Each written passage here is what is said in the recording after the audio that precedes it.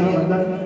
और इस पवित्र प्रांगण में श्रीमद् भागवत महापुराण अपने दिव्य स्वरूप में विराजित हैं, उनको सहस्त्रशः लक्षशः प्रणाम करते हुए और हम सबको जो इतने समय से अपने श्रीमुख से इस भगवान की अमृतमयी कथा का रसास्वादन करा रहे हैं, ऐसे हमारे श्रद्धेय संत श्री पंडित अर्जुन गौतम जी, आपकी उपस्थिति को नमन करते हुए, वंदन करते हुए और हमारे इस स्थान के ग्राम ठिकाना कदवाली के जो राज पुरोहित हैं आदरणीय श्री जितेंद्र जी दवे, उनको वंदन करता हूँ।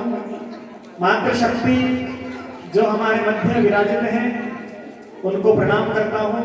और जो कार्यक्रम के आयोजक हैं ग्राम कदवाली के सभी निवासी, अगर नाम लेने लग जाए तो सूची बहुत लंबी हो जाएगी, लेकिन संक्षिप्त में यही कि आप सब लोगों को, आप सबकी उपस्थिति को वंदन करता हूं। आदरणीय पंडित श्री अर्जुन जी गौतम जी के बोलने के बाद मेरे लिए बोलना कुछ शेष नहीं रहता है और मैं ज्यादा कुछ जानता भी नहीं हूं और ऐसी कोई खास बात भी आपसे कहूंगा नहीं जो आपको बोझ लगे या विशेष महत्व रखती हो, क्योंकि जो कुछ विषय था वो पहले कहा जा चुका है। लेकिन एक बात मैं आपके मध्य में रख दूं कि भाग्योदयेन बहुजन्म समर्जितेन सत्संगमं च लभते पुरुषौ यदा वै। जब अनेक जन्मों का किया हुआ पुण्य उदय होता है तो हमें श्रीमद् भागवत कथा के इस पवित्र प्रांगण में आने का अवसर मिलता है। बोलिए जय श्री कृष्ण। आप सभी मातृशक्ति से और सभी भक्तजनों से निवेदन की, तो बोलना तो मैं 1 घंटे चाहता हूं, लेकिन मैं उसमें 12 का भाग करके जो समय बचता है शेष 5 मिनट, उतना समय आपका लूंगा। तो अगर हमें ये अनुभव करना है कि वाकई में हम भाग्यशाली हैं या नहीं, अगर आपको इसका प्रमाण चाहिए तो किसी चिकित्सालय में, किसी अस्पताल में जाके देख लीजिए। हम जितने आराम से यहाँ बैठे हैं, शायद उस अस्पताल के लोग उतने भाग्यशाली नहीं हैं। किसी की कमर टूटी है, किसी की टांग टूटी है, कोई किसी रोग से पीड़ित है, तो हम भाग्यशाली हैं जो वहाँ अस्पताल में नहीं है। हम इस भागवत कथा के प्रांगण में हैं, मतलब कि निश्चित रूप से हम भाग्यशाली हैं। तो इस सौभाग्य के लिए जरा एक बार तालियां तो बनती हैं, तो अपने सौभाग्य के लिए ताली बजाएं। दूसरी बात, हमारे मध्य में संत विराजित है और संत के आगे अगर मैं एक पदवी, एक पद जोड़ना चाहूं तो युवा संत हमारे मध्य में विराजित है। और जब युवा अपना सब कुछ न्योछावर करके समाज के, धर्म के, देश के लिए जब निकलता है तो समाज में निश्चित रूप से क्रांतिकारी परिवर्तन आता है। तो प्रसंग चल रहा था, मैं श्रवण कर रहा था कि बलि ने अपना सब कुछ लुटा दिया और ऐसे संत जो हमारे मध्य में विराजित हैं, जो अपने पूरे जीवन को भगवान कृष्ण के ऊपर न्योछावर करके अपनी युवावस्था के समस्त कामनाओं को उनको दबा करके, वरना सबके मन में कामनाएं होती हैं कि हम भी कुछ करें। इस भौतिकता की चकाचौंध में कौन नहीं मोहित हो जाता, लेकिन उन सारे मोह के बंधनों को छोड़ करके, उस झूठी चकाचौंध को छोड़ करके भगवान के गुणों का जो स्मरण हमें करा रहे हैं, धन्य है ऐसे संत। मैं आपको नमन करता हूं, पुनः पुनः नमन करता हूं। और सेवा का विषय चल रहा था, तो ऐसे संतों को देख करके हमें जो प्रेरणा मिलती है सेवा करने की, सब कुछ न्योछावर कर देने का मन करता है। और कभी कभी मन कहता है कि तन समर्पित, मन समर्पित और यह जीवन समर्पित, चाहते हैं मातृभूत तुझे कुछ और भी दूं, कुछ और जीवन भर का सुमिरन देकर भी करता मन, दे दूं कुछ और अभी, दे दूं कुछ और अभी। तन अंगीकार करो, मन स्वीकार करो, लोभ मोह छोह लेकर प्राण निर्विकार करो। प्रतिपल प्रतियाम दूं, सवेरे दूं, शाम दूं, चिर संचित श्रम साधन, देकर भी करता मन, दे दूं कुछ और अभी, दे दूं कुछ और अभी। यह जो हमारा भारतीयों का, हिंदुओं का जो मानस है, वो हमेशा देने से कभी थकता नहीं है। वो श्रद्धेय श्री वर्णन कर रहे थे, आपसे आपको बता रहे थे कि राम जन्मभूमि के लिए जब लेने के लिए गए स्वयं सेवक बंधु, तो उनकी देने की इच्छा तो बहुत थी, स्वयं सेवकों ने पहले से ही मांग रख दी, तो उन्होंने वो दे करके लौटा। तो इतना सब कुछ देने के बाद भी यह जो हमारा मानस है, यह चित्त है, ये दे करके थकता नहीं है। हर सब कुछ लुटा करके भी हमारे अंदर में जो देने की कामना है, ये हमारे ही देश में, हमारे हिंदू बंधुओं के ही मन में ये पाई जाती है, और दुनिया के शायद किसी कोने में ऐसा दुर्लभ उदाहरण देखने को नहीं मिलेगा। तो इसलिए यह जो देने की कामना, यह हम सब लोगों के निश्चित रूप से है। और विषय छोटा सा है लेकिन बड़ा भी है कि भगवान राम जी का मंदिर अयोध्या में बन रहा है, जहां राम जी का जन्म हुआ था। और कैसा मंदिर बनेगा? बहुत दिव्य भव्य धूम, और वो मंदिर भी जो हम बनाएंगे तो धूमधाम से बनाएंगे। हाँ, अभी तक भगवान राम तंबू में बैठे थे, लेकिन हम लोग शुरू से कहते आ रहे थे कि तंबू भी तनेगा तो तनेगा धूमधाम से, बंबू भी लगेगा तो लगेगा धूमधाम से, युद्ध भी ठनेगा तो ठनेगा धूमधाम से, हर्ष भी मनेगा तो मनेगा धूमधाम से, और हिंदू जो करेगा वो करेगा धूमधाम से, राम जी का मंदिर बनेगा धूमधाम से।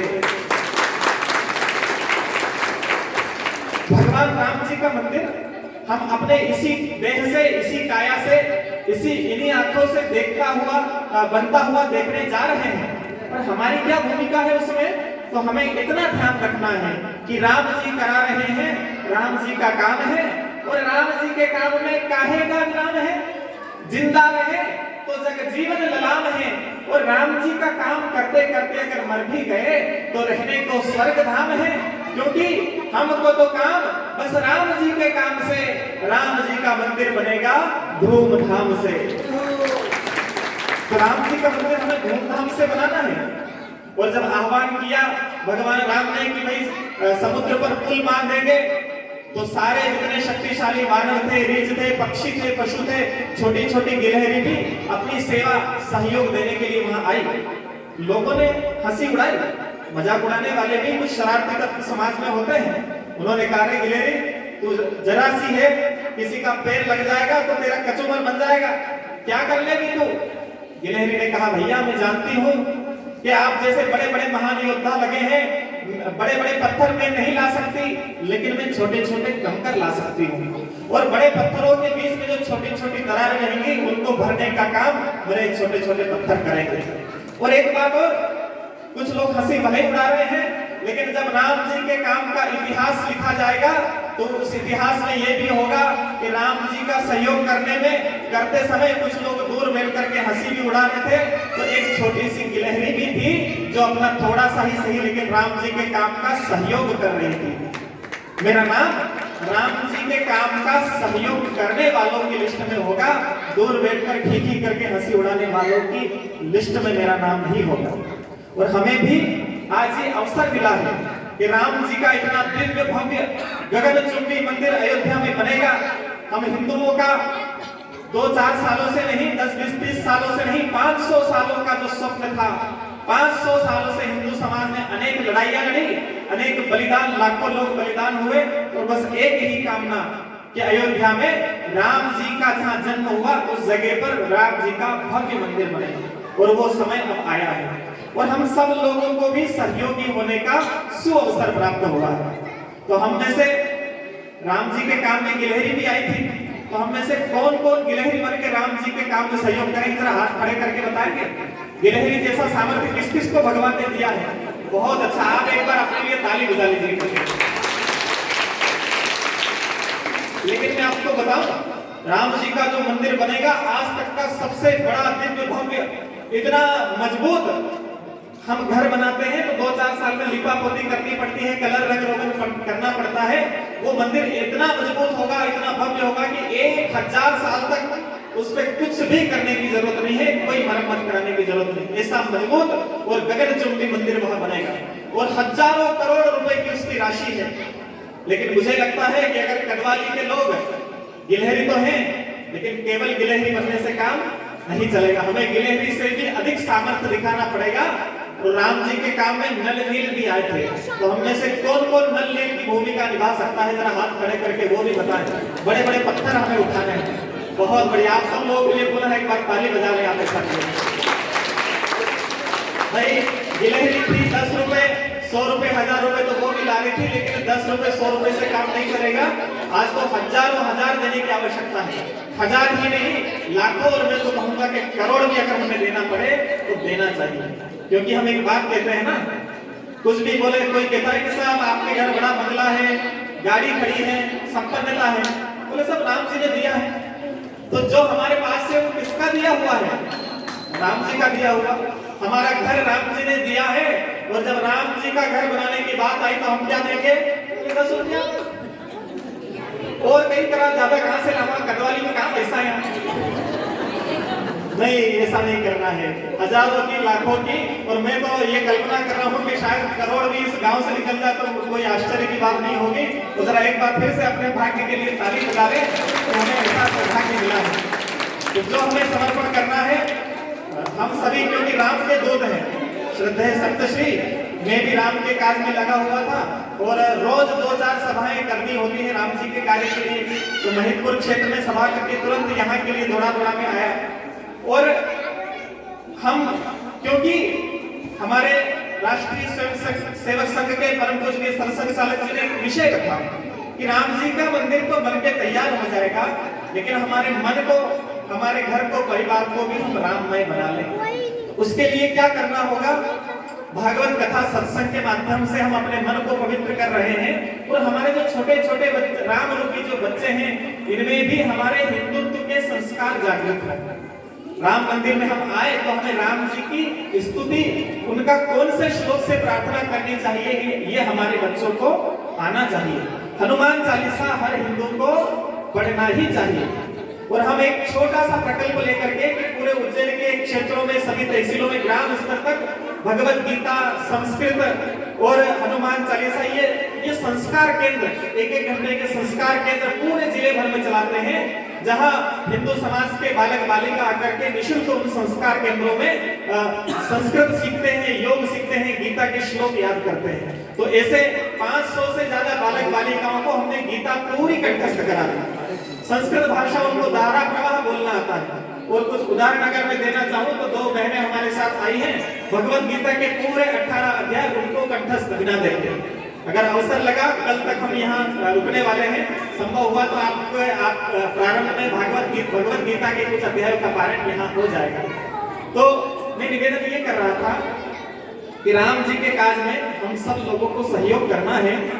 जितना राम जी ने दिया है उससे कई गुना अधिक हम सहयोग करें। और उसके अलावा आखिरी में एक छोटा सा आप लोगों से निवेदन है कि हम हिंदू हैं और यहाँ हिंदुस्तान हमारा है।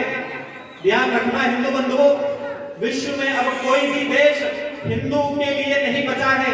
अगर हिंदुओं के लिए कोई देश है तो वो केवल यह भारत देश है, केवल यह हिंदुस्तान है। इसलिए हमें अपनी इस संस्कृति पर गर्व करना है, स्वाभिमान के साथ हम यह कह सके कि हम हिंदू हैं। ऐसी आप लोगों को मन में धारणा बनाना है और गर्जना करते रहना है। तो जरा अभी मैं आखिरी में आपसे निवेदन ये कर दूं कि आप सब लोग मुट्ठी बांधेंगे और मेरे साथ गर्जना करेंगे। हिंदुत्व की ऐसी गर्जना जो देशभक्तों के हृदय में आनंद पैदा कर दे और देशद्रोहियों के गद्दारों को, दिलों को दहला दे। तो ऐसी गर्जना आप लोगों को हिंदुत्व की करनी है। तो जरा मुट्ठी बांध लीजिए और भुजा खड़ी करेंगे। तो मैं आपसे आह्वान करता हूँ कि उठो धरा के अमर सपूतो, माँ ने तुम्हें पुकारा है, कहो गर्व से हम हिंदू हैं, हिंदुस्तान हमारा है। और वीर शिवा राणा प्रताप का गूंज उठा वो नारा है, कहो गर्व से हम हिंदू हैं, हिंदुस्तान। और जो लोग हमें कमजोर समझने की कोशिश करें तो वो ये जान ले कि रामकृष्ण गंगा का विरोधी जो हमसे टकराएगा वो कुत्ते की मौत यहाँ पर देखो मारा जाएगा। अरे मलेच्छों को दुर्गा के बेटों ने ललकारा है, कहो गर्व से हम हिंदू हैं, हिंदुस्तान। और जो लोग हमें कम समझने की, कायर समझने की कोशिश करते हैं, चाहे वो देश के अंदर बैठे गद्दार हो या सीमा के पार पाकिस्तान या चीन वो ये जान ले कि हम महाकाल के भक्त हैं और महाकाल बनकर जब हम दुश्मन से टकराएंगे, जहां राम ने जन्म लिया हम मंदिर भव्य बनाएंगे, काशी मथुरा वृंदावन में एक साथ हुंकारा है, कहो गर्व से हम हिंदू हैं, हिंदुस्तान। और आखिरी में मैं इतना ही कहना चाहता हूं कि जिन लोगों को हिंदुओं से नफरत है या हिंदू शब्द से जिनको नफरत है, उनके लिए दो टूक इतना कहना चाहता हूं कि अरे इस हिंदू के नाम पर तुमने इतना क्यों कोहराम मचाया? लगता है कि बाप तुम्हारा अफगान या पाकिस्तान से आया। माँ की तार चुनर ने फिर तुमको धिक्कारा है, कहो गर्व से हम हिंदू हैं, हिंदुस्तान। कहो गर्व से हम हिंदू हैं, हिंदुस्तान। बहुत बहुत धन्यवाद। जय श्री कृष्ण।